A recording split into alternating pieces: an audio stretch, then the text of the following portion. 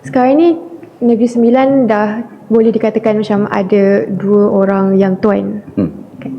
And then nanti PRN pada 1 Ogos nanti akan diadakan, and then lepas tu pula parti yang menang akan mencalonkan seorang menteri besar. And then lepas tu lagi menteri besar tu akan menghadap yang tuan dan juga undang-undang. Untuk mengangkat sumpah. Untuk mengangkat sumpah.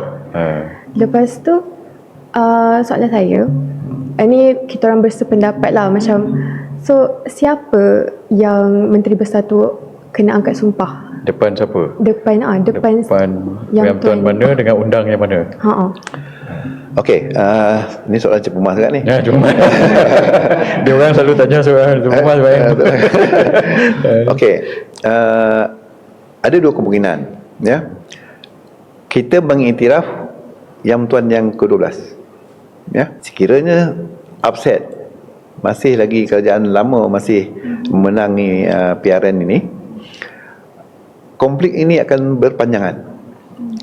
Sebabnya telah disabdakan oleh undang kita yang 4 bahawa menteri besar hari ini tidak layak lagi untuk jadi menteri besar Negeri Sembilan.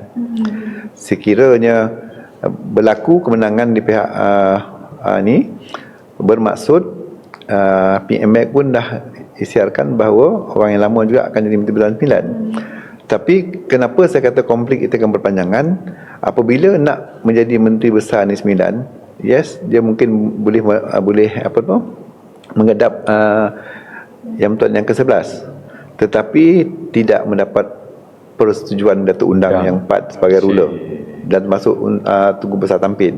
Dia mengangkat sumpah tu, sorry, minta maaf tu, saya celah sikit. Dia nak mengangkat sumpah tu MB macam di negeri lain, depan Sultan je, tapi di Negeri Sembilan kena semua undang semua Tunku Besar Tampin.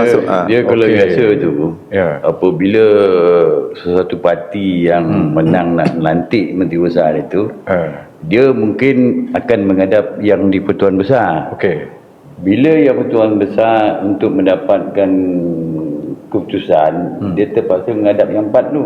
I see. Kena ada juga. Kerana kalau yang 4 ni cakap dia tak berminat dengan yang orang yang ni sebagai menteri besar,